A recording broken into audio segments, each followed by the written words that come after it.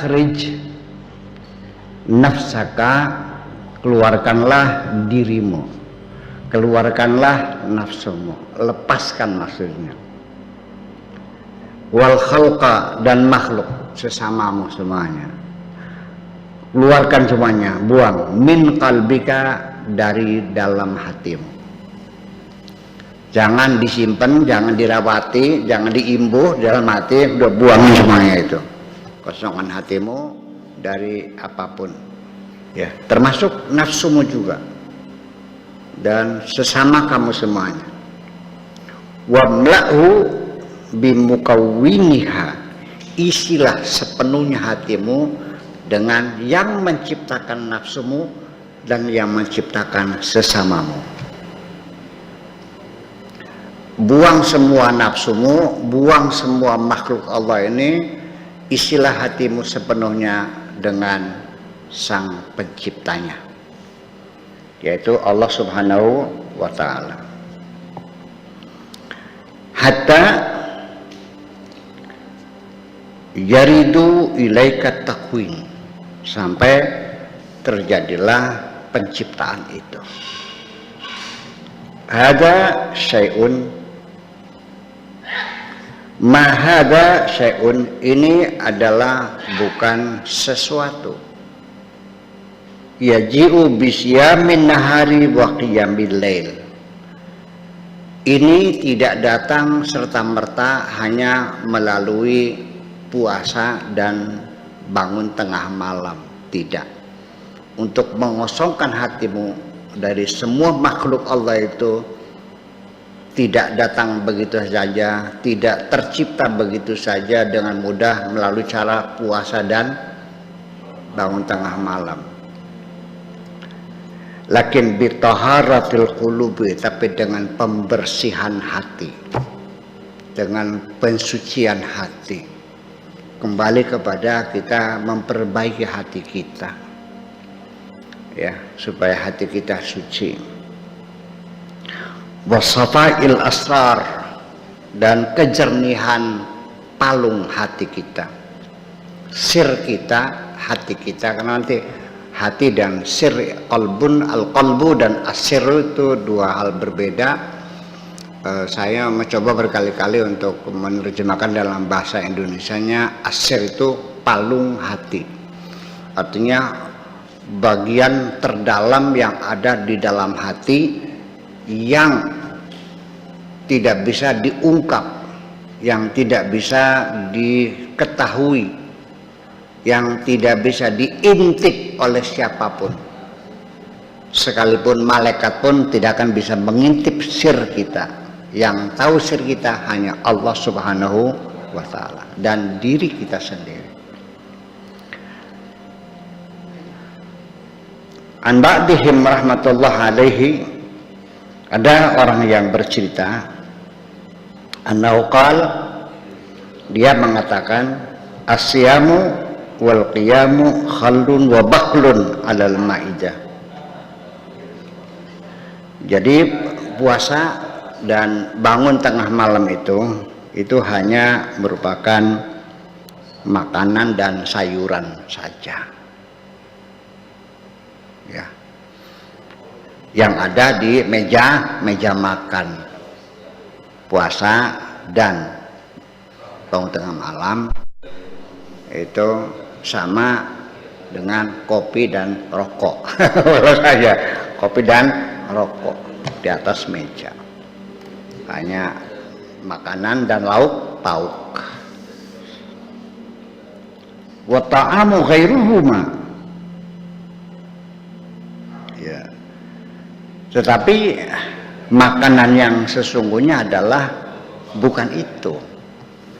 Makanan hati kita ini bukan itu, artinya bukan puasa dan sholat malam hari. Sidqun, itu benar. Huma awwalut ta'ami, huma kedua-duanya itu, mungkin maksudnya puasa dan sholat malam itu. Awwalut ta'ami, Itu makanan pertama. Di Eropa di sana biasanya itu, di Arab juga ada, kalau untuk jamuan pembesar ya, pejabat-pejabat itu sebelum makan itu ada pembukaan, namanya urdover, artinya pembukaan. Jadi sebelum roti, makanan yang pokok, itu keluar dulu sop ya, makanan yang ringan yang untuk menambah nafsu makan. Itu makanan pertama. Jadi puasa sama itu hanya makanan pembukaan saja ya. Tsumma yaji'u launun ba'da launin minal at'imah. Setelah itu baru datang bermacam-macam makanan. Baru datang satenya, baru datang kotletnya, baru datang rotinya, atau spaghettinya, atau makaroninya, dan sebagainya. Jadi sebagai makanan pertama yang diberikan sebelum makanan utama, itu namanya urdover, namanya gitu kalau nggak salah. Setelah itu summa al-akal, kemudian itu baru kita makan yang sesungguhnya. Ada yang pembukanya biasanya pakai salad dulu. Salad itu sebagai pembukaan, salad, mayones loh, dulu gitu. Di sana mah. Di sini mah nggak ada ya, langsung makan nasi aja. Itu mau untuk upacara besar lah gitu. Cuma ghusl aidi, selesai makan cuci tangan, ya kan begitu, tangan lap. Summa yaji'u liqa Allah azza wa jalla. Baru setelah cuci tangan bersih, sudah makan kenyang, baru di situ ada diperkenankan untuk bertemu dengan Allah. Satu gambaran itu sih, ilustrasinya seperti itulah supaya kita paham dulu. Summa al-khala wal iqta, bukan ifta ya, wal iqta wal imarat wan niyabah wa taslimul bilad wal qila. Baru setelah itu ketemu dengan big boss ya, bos yang maha terbesar, maha kaya, akan diberikan al-khala, itu kan diberikan baju seragamnya, wal iqta, dan akan diberi sebidang tanahnya, wilayahnya, wal imarah, diberikan keemiratannya ya, kepemerintahannya, imarat itu ya, wan niyabah, dan juga akan diberikan kewenangannya, kekuasaan-kekuasaannya, wa taslimil bilad, baru negara itu diserahkan kepada kamu, wal qila, dan benteng-bentengnya silahkan gitu ya. Datang baik-baik dulu ya, makanan pembukaan dulu, baru makanan pokok. Setelah cuci tangan sudah rapi, siap, big boss akan datang. Nah baru setelah proses serah terima baru diberikan seperti itu. Idza salaha qalbul abdi lil haqqi azza wa jalla, ketika hati seorang hamba itu sudah layak,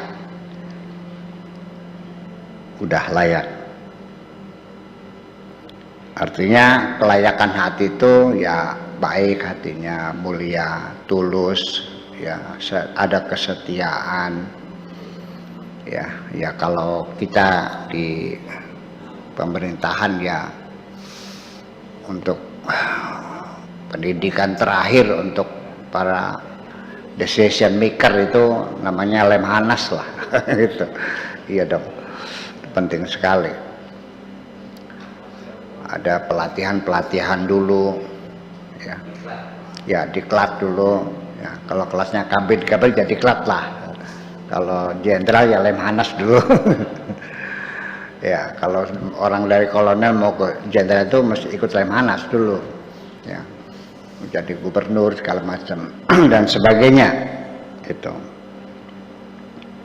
Wa tamakkana min qurbihi, dan dia sudah mapan, kedekatannya dengan Tuhan sudah mapan, sudah stabil.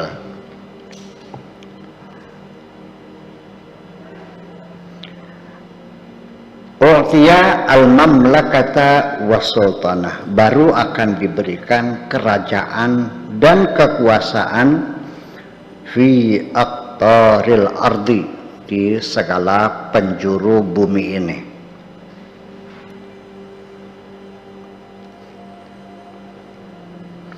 Atau wasulima ilaihi nasrud da'wati, atau wasallama juga boleh, fa'ilnya adalah dhamir mustatir jawazan takdiru ila lafzul jalalah, atau wasulima ilaihi, dan akan diserahkan kepadanya nasrud da'wati minal khalqi, baru akan diberikan surat tugas untuk berdakwah. Jadi prosesnya berdakwah itu adalah resmi, ya, secara spiritual diberi kemapanan dulu, kedekatannya. Kalau tidak, ya itulah yang terjadi. Belum mapan, ya kan, pembekalannya belum siap, hanya modalnya karena cerdas pintar ngomong, berbicara di mimbar, jadi mubaligh, tumbang. Di tengah perjalanan tumbang. Kata bahasa lokalnya namanya watu nenom. Jadi dalam bahasa lokal itu orang yang mapan sudah itu watune tua. Tapi kalau masih belum mapan watune enom. Ini mitos ya, tapi saya nggak apa-apa lah. Dalam mitos ini begini, kalau ada seorang kiai muncul, tapi ini sebagai pendatang baru, kiai ujug-ujug, artinya dari kakeknya dulu nggak ada turunan kiai ini, baru pertama kali ini. Bapaknya pedagang biasa, kakeknya ya petani biasa. Itu dikenalnya batunya masih muda, artinya tidak bertahan. Biasanya ya kena skandal, kena kasus macam-macam itu, tangkap KPK. Gitu. Iya kan gitu. Nah, tetapi beda kalau memang dia ada garis turun, namanya trah. Trah ini juga sebetulnya mitos juga sih sebetulnya mah. Ya, kalau kita bertuhan itu hanya mitos gitu. Sekalipun terjadi berulang-ulangan gitu. Trah itu kan garis darah ulang itu. Kalau dia itu memang bapaknya kiai, kakeknya kiai, kakeknya lagi kiai lagi. Nah, namanya batunya tua gitu. Nah, biasanya lebih itu mitos ini mah ya, benernya. Tolong jangan itu kita saja. Sekalipun ada sering melihat begitu, oh pantas ini memang dari turunannya sana gitu. Semacam itu. Jadi tapi yang sebetulnya ya ini nih, jadi ada yang proses inaugurasinya itu terburu-buru, ya kan begitu, belum ada surat tugas, dia langsung meluncur gitu saja. Gitu. Jadi belum ikut lemhanas, belum pernah penataran, belum pernah diklat gitu kan, ngelonong aja ya udah. Setelah itu baru di nasrud da'wati minal khalqi, terhadap ya berdakwah pada orang lain, wasabr ala adahum, dan juga diberi ketahanan mental yang luar biasa menghadapi segala tantangan dari mereka, ya min adahum, ya dihina, diejek, dibantai, ditindas, diteror macam-macam, sudah membaja semangatnya, berbeda. Itu. Yusallamu ilaihi taghyirul batili wa idharul haq. Baru juga Allah memberikan petugasnya ini, ya, yang sudah diberi tugas dakwah juga akan diberikan kekuatan oleh Allah, taghyirul batil, ya bisa merubah kebatilan, wa idharul haqqi dan menampilkan kebenaran. Yu'tihi wa yughni, akan diberi secukupnya, dia akan diberi dan akan diberikan kecukupan semuanya. Nah, disinilah akan terjadi ketika belum ada surat tugas kan, dengan juklak dan juknisnya dan SOP-nya ya.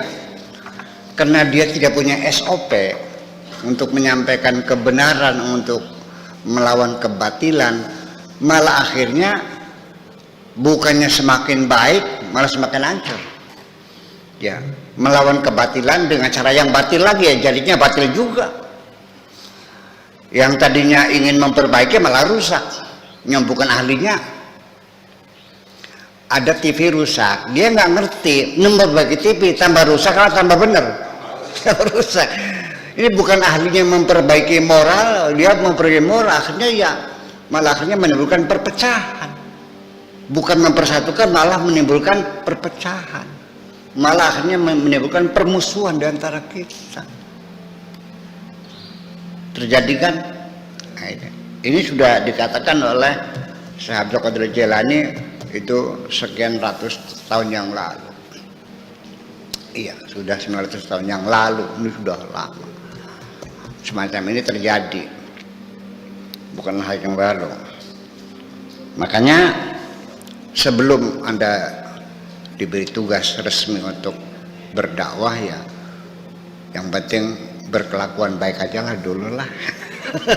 Iya, jangan pernah nyakiti orang, kan gitu. Cari nafkah silahkan, nggak dilarang, boleh, tapi jangan merugikan orang lain dong, ya kan? Jangan membuat orang jadi semakin sengsara, itu aja kok.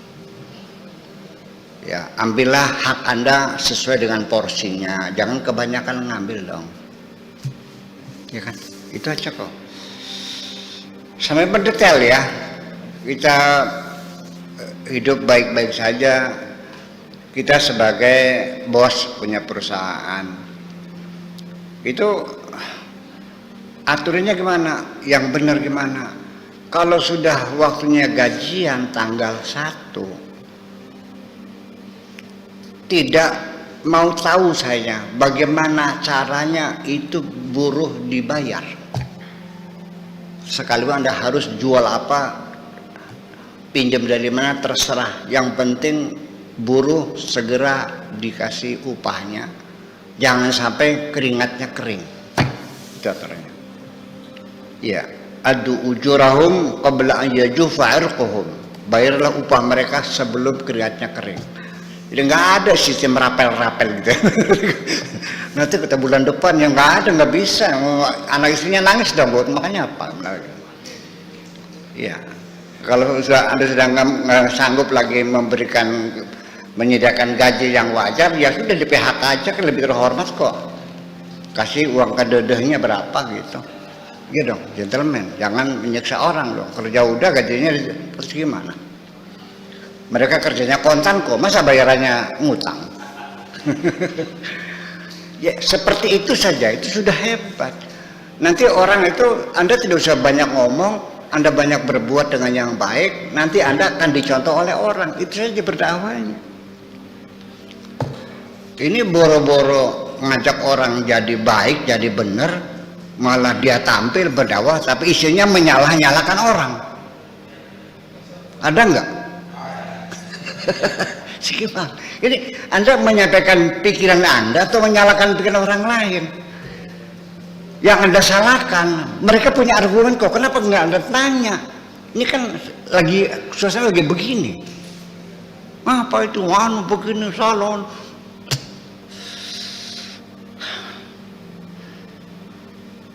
Ya itu belum siap untuk berdakwah, menduga dia sudah siap. Ada orang belum paham tapi dia menduga sudah paham.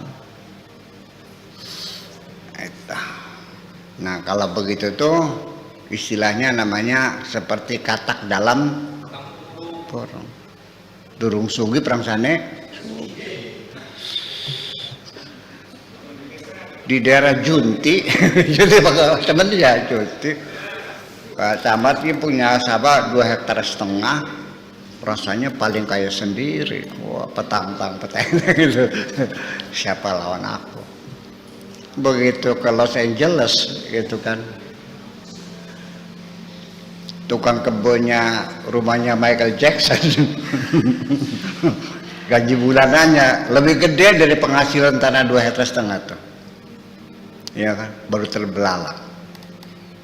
Seperti saya juga pernah terbelalak dari hidup di kampung di Kertasmaya, nggak ada listrik, nggak ada jalan aspal, ya kan?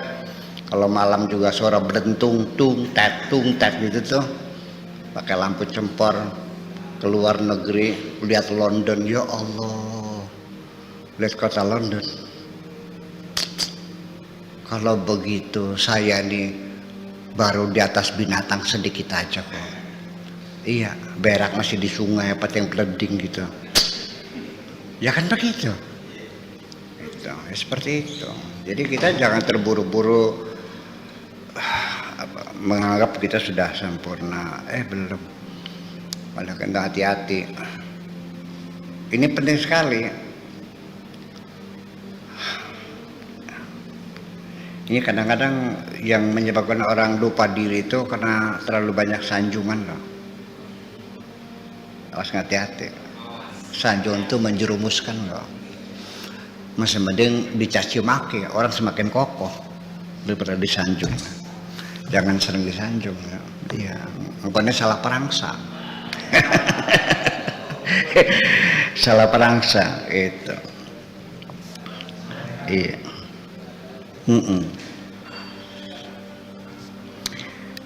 Li'annahu idza a'ta aghna.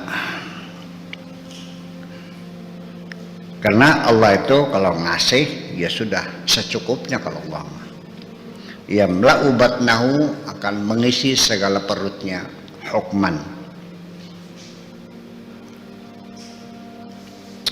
artinya atau hikaman, artinya akan penuh, kasih penuh isinya perutnya. Sawarge artinya tingkat intelektualitasnya, sensitivitasnya, pengalamannya, kan gitu semua itu kan spiritual semacam itu. Al-Haq wa azza wa jalla qad ja'ala min khilali aradihi min khilali aradi qulubi ibadihi as-salihin lahu. Allah telah membuat melalui aradi qulubi ibadihi kepada landasan hati hamba-hamba Allah yang saleh, al-arifina bihi, orang-orang yang sudah mengenal Allah, anharul hikami, sungai-sungai kebijakan, sungai-sungai hikmah. Ini hikmah ini sendiri juga kalimat yang sulit diterjemahkan. Ahli hikmah namanya dukun, tapi dokter juga hakim, filosof juga hakim juga.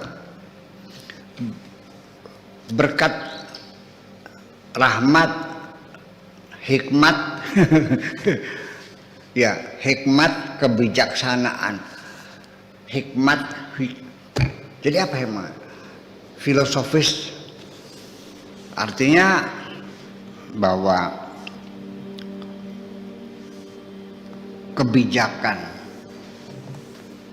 kebijaksanaan, bukan kebijakan, kebijaksanaan, kearifan, kejeniusan, kecerdasan dan sebagainya. Itu ibaratkannya anhar, mengalir. Ya. Kalau berbicara dia meluncur seperti air bah. Ya, enggak. Itu. Ada di Indonesia orang yang kalau ngomong seperti air bah, namanya Zainuddin MZ. Iya. Saya mulai tahun berapa ya waktu di Subang tuh, 93 lah barangkali ya, di Sungai Cilamatan, Cilele. Saya bawa radio. Habis itu saya setel. Ini orang kok ceramahnya enak banget nih. Siapa namanya? Saya nanya sama orang ini. Ini sama-sama. Oh, ini namanya Kiai Haji Zainuddin MZ. Saya doakan mudah-mudahan beliau akan menjadi tokoh besar. Ini mesti di lidahnya ada sesuatu nih, di lidahnya ada sesuatu. Sama Bung Karno juga. Siapa yang tidak terpukul melihat Bung Karno kalau bicara? Ada sesuatu.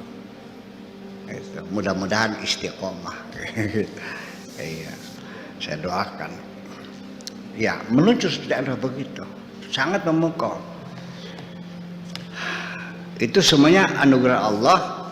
Setelah selesai makan ordover, sudah makanan pokok, sudah cuci tangan, sudah menghadap Tuhan, sudah serah terima kewenangan, ya kan, sudah ada pelantikan, ya kan, pembekalannya, nah baru dia tampil, begitu masalahnya. Dan ini banyak sekali orang yang sebetulnya masih dalam proses. Masih dalam proses itu artinya mungkin tampilannya seperti orang gila, nggak mandi-mandi atau aneh-aneh. Sebetulnya mah dia bukan gila, sampai nggak kukunya nggak pernah diguntingin, rambut nggak sepanjang, kan banyak ya begitu tuh. Sebetulnya itu dalam proses, belum selesai belum, tapi sudah keburu disebut wali ya. Kalau wali itu pasti akan dikembalikan kepada masyarakatnya, memberikan manfaat dong. Mana lagi? Iya, ikut serta mencerdaskan bangsa ini. Dan namanya wali nggak mesti harus pakai jubah. Bisa saja pundaknya bintangnya 3 kok. Betul nggak? Dia sebagai gubernur, sebagai menteri, sebagai presiden, sebagai jenderal. Tergantung. Nabi juga sama, yang jadi raja ada, yang miskin juga ada, ya kan begitu. Ya, tergantung peran masing-masing lah. Ada waliullah yang banyak ngomong ada, yang nggak ada ngomong juga ada. Itu tergantung pos dan tugasnya. Kalau dia tugasnya sebagai kepala bin, ya pasti nggak boleh banyak ngomong dong. Kalau sebagai menteri penerangan, ya ngomong aja. Gitu. Seperti itu kira-kira untuk mengenali orang seperti itu. Setelah itu min wadi' ilmihi, dari lembah ilmu Allah, min indi arsy, yang didatangkan dari aras. Ini sebagai gambaran aja, ilmunya itu dari aras langsung bus masuk ke otaknya, kan gitu. Jadi cerdas. Ya, kita sendiri menyaksikan banyak orang-orang seperti Tesla sendiri. Ini HP ini kan Tesla ini nih. Ya, arus gelombang, foton dan sebagainya tidak bisa bersentuhan. Ya, dihantar oleh gelombang ini. Kan Tesla. Semuanya. Dia sekolahnya enggak, dia hanya SMA kok. Kenapa? Karena ketika dia perguruan tinggi, beasiswanya putus. Udah, selesai. Einstein juga sama, sekolahnya nggak tinggal kok. Ya, jadi jangan dikira bahwa sekolah politik titel itu sebagai, iyalah, sekolah formal juga bukan tidak ada gunanya, ada gunanya, lumayan. Selembar kertas itu masih diperlukan. Coba kalau nggak ada selembar kan nggak bisa jadi pegawai. Pendidik bisa jadi jenderal nggak? Harus ada. Tetapi kertas ini kita melihatnya adalah kertas. Dia bukan bukti kepintaran orang. Itu hanya surat keterangan bahwa dia pernah sekolah, itu aja kok. Iya, tapi bagaimanapun kalau sudah sarjana mah lumayan. Biar goblok-goblok juga sarjana. Saya hanya menghina, kamunya ketawa. Iya. Saya kira seperti itu. Jadi ini sebagai lambang saja min wadi' ilmihi min indi arsyihi wal lauhi, dari lauhil mahfud, dari aras, dari ilmunya turunkan langsung tajri ila aradil qulub, turun ke daratan, ke landasan hatinya, yaitu al-maitah al-jahilah bihi al-mu'arada anhu, ya, kepada hati-hati yang mati, yang beku, yang goblok-goblok gini, yang berpaling, supaya bangkit kembali, sadar kembali, baik kembali dan bersih lagi.